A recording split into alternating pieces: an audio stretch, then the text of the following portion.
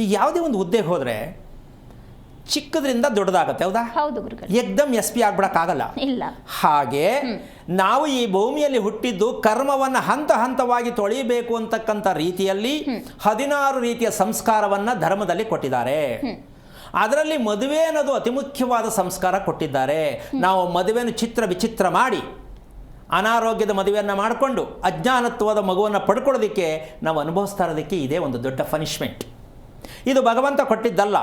ಜನ್ಮ ಜನ್ಮಾಂತರದಲ್ಲಿ ಬಂದಿರತಕ್ಕಂತಹ ಎಷ್ಟೋ ಜನ್ಮಗಳನ್ನು ಎತ್ತಿ ಬಂದಿರತಕ್ಕಂಥ ಈ ದೇಹ ಗೊತ್ತಿದೆ ಸಾಮಾನ್ಯವಾಗಿ.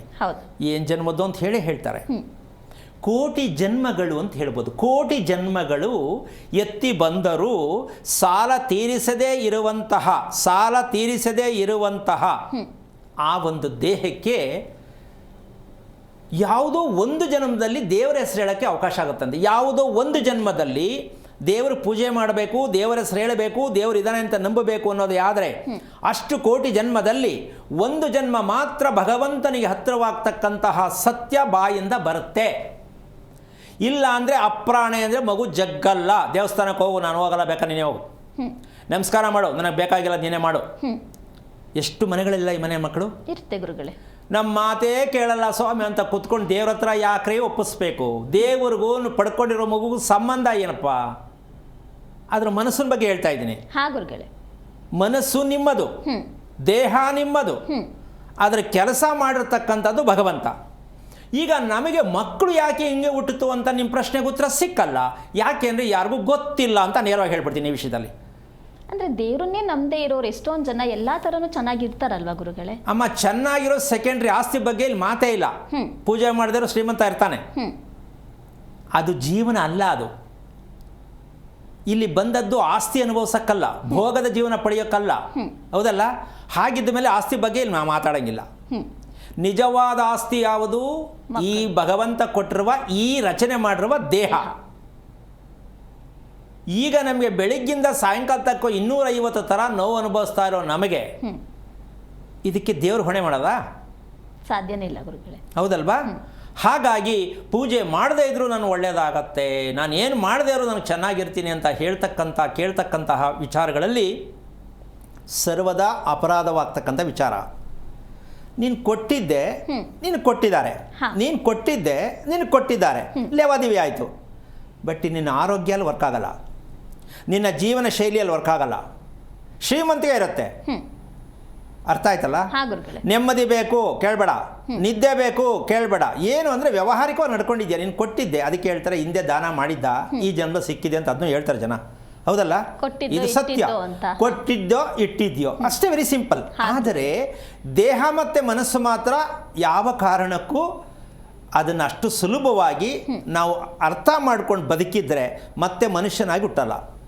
ಮನಸ್ಸಿನ ಬಗ್ಗೆ, ದೇಹದ ಬಗ್ಗೆ ನಮಗೆ ಅರಿವು ಇದ್ದರೆ ಮತ್ತೆ ಮನುಷ್ಯನಾಗಿ ಹುಟ್ಟುವುದಕ್ಕೆ ಸಾಧ್ಯ ಇಲ್ಲ, ಭಗವಂತನ ಹತ್ರ ಸೇರುವುದಕ್ಕೆ ಸಾಧ್ಯ. ಅರ್ಥ ಆಯ್ತಾ? ದೇಹಕ್ಕೆ ಏನು ಅರಿವು ಇಟ್ಕೋಬೇಕು ಅದೇ ಹೇಳ್ತೀನಿ. ಈಗ ನಮಗೆ ಮನಸ್ಸು ಏನಕ್ಕೆ ಹಿಂಗಾಗ್ತಾ ಇದೆ ಗೊತ್ತಿಲ್ಲ, ದೇಹ ಏನಕ್ಕೆ ಹಿಂಗಾಗ್ತಾ ಇದೆ ಗೊತ್ತಿಲ್ಲ ಅಲ್ವಾ? ಆ ಗೊತ್ತಿಲ್ಲ ಅಂತಕ್ಕಂಥದ್ದು ಏನಕ್ಕೆ ಅಂದರೆ ನಾವು ಸಂಸಾರ ಅಂತಕ್ಕಂತಹ ಒಂದು ಜಂಜಾಟದಲ್ಲಿ, ಸಂಸಾರ ಎನ್ನುವ ಜಂಜಾಟದಲ್ಲಿ ಮಗುವನ್ನು ಪಡೆಯುವಂತಹ ಸಂದರ್ಭ ಹೇಗಾಗಿರುತ್ತೆ ಅಂದರೆ, ನರನಾಡಿಗಳು ಅಂತ ವಿಚಾರ ಹೇಳಿದೆ. ಕ್ಷುದ್ರ ದೇವತೆಗಳನ್ನು ಪೂಜಿಸುವ ಕುಟುಂಬದಲ್ಲಿ ಹುಟ್ಟುವ ಮಗು ಪಾಪದ ಮಗುನೇ ಹುಟ್ಟೋದು. ಅಂದರೆ ಎಷ್ಟು ಥರದ ರೋಗ ಇರಬೇಕು ಅಷ್ಟೂ ಮಗುನಲ್ಲಿ ಫಿಕ್ಸ್ ಆಗಿರುತ್ತೆ. ಕ್ಷುದ್ರ ದೇವತೆಗಳನ್ನು ಪೂಜಿಸುವುದು ಅರ್ಥವಿಲ್ಲದ, ಅವರ ಅನುಕೂಲಕ್ಕೆ ತಕ್ಕಂತೆ ಮನಸ್ಸು ಮಾಡ್ಕೊಂಡು ಪ್ಲ್ಯಾನ್ ಮಾಡ್ಕೊಂಡು ದೇವ್ರು ಮಾಡೋದು. ಇವತ್ತು ಸಂಕಷ್ಟ ಚೌತಿ ಅಂತ ಇಟ್ಕೊಳ್ಳೋಣ, ಚೌತಿ ಮಾಡ್ತಾರೆ ಯಾತಕ್ಕೆ ಅಂತ ಕೇಳು? ಮದುವೆ ಆಗಕ್ಕೆ. ಏನಾದರೂ ಒಂದು ಅಭಿಲಾಷೆ ಇಟ್ಕೊಂಡೇ ಮಾಡಿರ್ತಾರೆ. ಚೌತಿ ಮಾಡ್ತಾರೆ ಅಂದರೆ ಅಲ್ಲೂ ಒಂದು ಪೆಂಡಿಂಗ್ ಅಪ್ಲಿಕೇಶನ್ನು. ಹೌದು. ಆಮೇಲೆ ಮಂಗಳವಾರ ಬಂದರೆ ಭಾರಿ ಒಳ್ಳೇದಂತೆ. ಏನಕ್ಕೆ? ಮದುವೆ ಆಗಕ್ಕಂತೆ. ಏನೇನ ವಿಚಿತ್ರಗಳೈತೆ, ಅದು ಏನು ಅಂತ ನನಗೆ ಅರ್ಥ ಆಗ್ತಾ ಇಲ್ಲ. ಯಾಕ್ರಿ ಭಗವಂತನ ತಕಡಿಲಾಗಿ ತೂಗ್ತಾ ಇದ್ದೀರಾ? ನಿಮ್ಮ ಇಷ್ಟದಂಗೆ ಅನುಕೂಲ ಮಾಡಿಕೊಂಡು ನಿಮ್ಮ ಸುಖಕ್ಕೋಸ್ಕರ ಭಗವಂತನ ತೂಗಬೇಡಿ. ಸಂಕಷ್ಟಹರ ಚೌತಿ ಅಂತಕ್ಕಂಥ ಮಾಡ್ತಕ್ಕಂಥದ್ದು ಸತ್ಯನೇ. ಪ್ರತಿದಿನ ಬರ್ತಕ್ಕಂತಹ ಪ್ರದೋಷವನ್ನು ಯಾವ ಹೆಂಗಸು ಮಾಡ್ತಾರೋ ಜೀವನ ಪರ್ಯಂತ ಅವರಂಥ ಆರೋಗ್ಯವಂತೆ, ಅದೃಷ್ಟವಂತೆ, ಐಶ್ವರ್ಯವಂತೆ, ಸೌಭಾಗ್ಯವಂತೆ ಇನ್ನೊಬ್ಬರಿಲ್ಲ. ಪ್ರದೋಷ ಯಾರು ಸ್ವಾಮಿ ಮಾಡ್ತಾರೆ? ಪ್ರದೋಷ ಅಂದರೆ ಯಾವ ಕಾಲ ಗುರುಗಳೇ? ಪ್ರತಿದಿನ ಬರ್ತಕ್ಕಂತಹ 6 ಗಂಟೆ ಸಮಯದಲ್ಲಿ ಬರುವಂಥ ಪ್ರದೋಷ ಸಮಯದಲ್ಲಿ ಯಾವ ಗಂಡ ಹೆಂಡತಿ ಜೊತೆಯಲ್ಲಿ ಇರ್ತಾರೋ ಮನೆಯಲ್ಲಿ ಅಷ್ಟು ಸಾಕು. ಯಾವ ಗಂಡ ಹೆಂಡತಿ ಮನೆಯಲ್ಲಿ ಆ ಸಮಯದಲ್ಲಿ ಇರ್ತಾರೋ, ದೇವರ ಮುಂದೆ ದೀಪವನ್ನು ನೋಡ್ತಾರೋ, ನೋಡಿದ ನಂತರ ಚಂದ್ರನ ದರ್ಶನ ಮಾಡಿ ಊಟಕ್ಕೆ ಕೂರ್ತಾರೋ ಅವರಂಥ ಅದೃಷ್ಟ ದಂಪತಿಗಳು ಪ್ರಪಂಚದ ಇತಿಹಾಸದಲ್ಲಿ ಯಾರೂ ಇಲ್ಲ. ಎಲ್ಲಿ ಗಂಡ ಹೆಂಡತಿ ಮದುವೆಯಲ್ಲಿ ಕೂತ್ಕೊಳ್ಳೋದೇ ಕಷ್ಟ. ಬೇಗ ಬೇಗ ಮುಗಿಸ್ರಪ್ಪ, ಮಂತ್ರ ಕಮ್ಮಿ ಮಾಡಿ, ನಾನೆಲ್ಲೋ ಅರ್ಜೆಂಟ್ ಹೋಗಬೇಕು ಅಂತ ಹೇಳಿ ಮದುವೆ ಮಾಡ್ಕೊಳ್ಳೋ ಜನ ಅಲ್ವಾ? ಹೌದಾ ಅಲ್ವಾ? ಗುರುಗಳೇ, ಜನಕ್ಕೋಸ್ಕರ ಮದುವೆ ಮಾಡ್ಕೊಳ್ಳೋದು. ನಮ್ಗೆ ಒಳ್ಳೇದಕ್ಕೋಸ್ಕರ ಯಾರು ಮದುವೆ ಮಾಡ್ಕೋತಾ ಇದ್ದಾರಾ? ಇಲ್ವಲ್ಲ. ಚೌಟ್ರಿಗೋಸ್ಕರ ಮದುವೆ ಆಗ್ತಾ ಇರೋದು. ಹೆಣ್ಣು ಗಂಡು ಮಾಡ್ತಾ ಇದ್ದಾರೆ ನಮ್ಮ. ಅಂದ್ರೆ ನಾವು ನಮಗೋಸ್ಕರನೇ ಮಾಡ್ಕೋತಿರೋದು ಅನ್ಕೊಂಡು ಮಾಡ್ತಿದ್ದೀವಿ ಗುರುಗಳೇ. ನಾವು ಅಲಂಕಾರ ಯಾವುದಕ್ಕೆ ಮಾಡೋದು? ಚೌಟ್ರಿಗೆ. ಡೆಕೋರೇಷನ್ ಯಾವುದಕ್ಕೆ ಮಾಡೋದು? ಚೌಟ್ರಿಗೆ. ನೀವು ಅಲಂಕಾರ ಮಾಡ್ಕೋತೀರಾ. ಆದರೆ ಆ ಅಲಂಕಾರ ನೀವು ಮಾಡ್ಕೊಂಡಿದ್ದು, ಚೌಟ್ರಿಗೆ ಮಾಡಿದ್ದು ನಿಮ್ಮ ಜೀವನಕ್ಕೇನು ಸಿಗಲ್ಲ. ಹಾಗಿದ್ರೆ ಡೆಕೋರೇಷನ್ ಮಾಡೋದು ತಪ್ಪ ಗುರುಗಳೇ? ತಪ್ಪಲ್ಲ, ಹುಚ್ಚು. ತಪ್ಪಲ್ಲ, ಅದು ಹುಚ್ಚು ಅಂತಾರೆ. ಹಣದ ಮದ ಅಲ್ಲ ಗುರುಗಳೇ, ಮದುವೆ ಅನ್ನೋದೇ ಒಂದು ಸಂಭ್ರಮ. ಒಂದು ನಿಮಿಷ, ಸಂಭ್ರಮ. ಅವತ್ತೊಂದು ದಿನಕ್ಕೆ ಸಂಭ್ರಮ ಹಾಕೊಂಡ್ರೆ ಹುಚ್ಚು ಅಂತಾರೆ ಅದನ್ನ. ಪ್ರತಿದಿನದ ಮದುವೆ ಬೇಕಾ? ಒಂದಿನದ ಮದುವೆ ಬೇಕಾ? ಪ್ರತಿದಿನವೂ ಇದ್ರೆ ಪ್ರತಿದಿನದ ಪ್ರಥಮ ರಾತ್ರಿ ಆಗಬೇಕಾ? ಒಂದಿನದ ಪ್ರಥಮ ರಾತ್ರಿ ಆಗಬೇಕಾ? ಪ್ರತಿದಿನವೂ ಪ್ರಥಮ ರಾತ್ರಿ ಇರಬೇಕು. ಪ್ರತಿದಿನವೂ ಶುಭರಾತ್ರಿನೇ ಆಗಬೇಕು. ಗಂಡ ಯಾಷ್ಟೊತ್ತಿಗೆ ಬರ್ತಾರೋ, ಹೆಂಡತಿ ಯಾವಾಗ ಊಟ ಮಾಡ್ತಾರೋ, ಎಲ್ಲ ರಾತ್ರಿ ಅದು ಇಲ್ಲ ಗುರುಗಳೇ. ಈಗ ಡೆಕೋರೇಷನ್ ಮುಖ್ಯನಾ? ಗಂಡ ಹೆಂಡತಿ ನೆಮ್ಮದಿಯಾಗಿ ಆರೋಗ್ಯ ಇರೋದು ಮುಖ್ಯನಾ? ನೆಮ್ಮದಿಯಾಗಿ ಈಗ ಅರ್ಥ ಆಯ್ತಲ್ಲ? ಮಾಡ್ಕೊಳ್ಳಿ, ತೊಂದರೆ ಇಲ್ಲ, ನಾವು ಮಾಡೋ ತಪ್ಪು ಅಂತ ಹೇಳ್ತಿಲ್ಲ, ನಿಮ್ಮ ಇಷ್ಟ, ನಿಮ್ಮ ದುಡ್ಡು. ಆದರೆ ಹೆಣ್ಣು ಗಂಡಿಗೆ ಮುಂದಿನ ಜೀವನ ಚೆನ್ನಾಗಿರಬೇಕು ಅಂತ ಮಾಹಿತಿ ಏನಾದ್ರು ಇದೆಯಾ ಅಲ್ಲಿ? ಇಲ್ಲ ಗುರುಗಳೇ. ಅದನ್ನು ಹೇಳ್ತಾ ಇರೋದು. ಈಗ ನಾನು ಹೇಳಿದ್ದು ಪ್ರತಿ ತಿಂಗಳು ರಜಾ ಆಗ್ತಕ್ಕಂಥ 3 ದಿನವನ್ನ ಹೆಣ್ಣಾದವಳು ಹೇಗೆ ಬಳಸ್ಕೋಬೇಕು ಅಂತ ಮದುವೆ ಮಾಡಕ್ ಮುಂಚೆ ಹೆಣ್ಣು ಅಪ್ಪ ಅಮ್ಮ ಹೇಳ್ಕೊಟ್ಟಿರ್ತಾರ? ಇಲ್ಲ ಗುರುಗಳೇ. ಪುರೋಹಿತರು ಹೇಳ್ಕೊಡ್ತಾರಾ? ಇಲ್ಲ ಗಂಡನ ಮನೆಗೆ ಹೋದಾಗ ಹೇಳ್ಕೊಡ್ತಾರಾ? ಹಾಗಿದ್ದ ಮೇಲೆ ಇದೆಲ್ಲ ಹೇಳುವುದು ತಿಳಿಯುವುದು ಗೊತ್ತಿಲ್ಲದ ನೀವು ಡೆಕೋರೇಷನ್ ಮಾಡಿ ರಿಸೆಪ್ಷನ್ ಇಟ್ಟು ಮದುವೆ ಮಾಡಿ 1 ದಿನಕ್ಕಷ್ಟೇ ನೀವು ವಿಜೃಂಭಣೆ ಮಾಡುವಂಥ ಅಪ್ಪ ಅಮ್ಮ ಅನುಭವಿಸಿ ಖುಷಿಪಟ್ಟು ಎಲ್ಲರಿಗೂ ಶೇಕ್ ಹ್ಯಾಂಡ್ ಕೊಟ್ಟು 5 ಥರ ಸ್ವೀಟ್ ಮಾಡಿ ನೀವು ಮದುವೆ ಮಾಡಿದ್ದು ಆಲ್ಬಮ್ಮಲ್ಲಿ ಸೇವ್ ಆಗಿರುತ್ತೆ ಹೊರ್ತು ಆ ಹೆಣ್ಣು ಗಂಡಿಗೆ ಜೀವನದಲ್ಲಿ ನೆಮ್ಮದಿಯಾಗಿರೋದಕ್ಕೆ ಏನಾದರೂ ಮಾಡಿದರೆ ಸ್ವಲ್ಪ ಯೋಚನೆ ಮಾಡಿ. ಯಾರಾದರೂ ಆಗಲಿ, ದೊಡ್ಡವರೋ, ಇನ್ನೊಬ್ಬರೋ, ಪಂಡಿತರೋ, ಗಣಪತಿತೋ, ಎನಿವನ್ ಯಾರು ಆಗಿರಲಿ, ಮದುವೆಗೆ ಏನಾದರೂ ನಿಮ್ಮ ಮಾಹಿತಿ ಇದೆಯಾ? ಈ ಹೆಣ್ಣು ಈ ಗಂಡು ಮದುವೆ ಮಾಡಿ ಇವ್ರು ಚೆನ್ನಾಗಿರ್ತಾರೆ, ಪ್ಲಾನ್ ನಿಮ್ಮದು. ಹೌದಲ್ಲ? ನಿಮ್ಮ ಪ್ಲಾನ್ ಅವರಿಬ್ರು ಚೆನ್ನಾಗಿರೋಕ್ಕೆ ಪ್ಲಾನ್ ಇಲ್ಲ ನಿಮ್ಮ ಹತ್ರ ಇದೆಯಾ? ಇಲ್ಲ ಗುರುಗಳೇ. ಜಗಳ ಆಡ್ತಾರೆ, ಪ್ಲಾನ್ ಇದೆಯಾ ನಿಮ್ಮದು?